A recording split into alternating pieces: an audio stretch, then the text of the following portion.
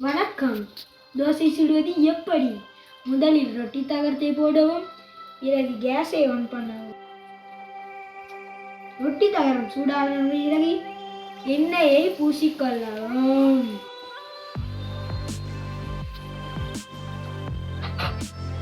எண்ணெயை பூசியவுடன் கரைத்த மாவை எடுத்து நன்றாக கிளறிக்கொள்ளவும். கிளறிய பிறகு நன்றாக மாவை எடுத்தவுடன் மாவை நன்றாக ஊற்றிக்கொள்ளவும். பிறகு நன்றாக உருட்டவும், வேக விடவும். தோசை எடுத்தாச்சு, நன்றாக வெந்துவிட்டது. நமது தோசை வட்டமாக இருக்கிறது, அழகாக வந்திருக்கிறது.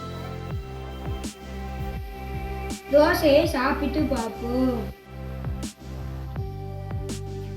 மிகவும் நன்றாக இருக்கின்றது நம்மளது தோசை. உங்களுக்கும் வேணுமா? நீங்களும் வீட்டில் செஞ்சு பாருங்க, மிகவும் ருசியாக.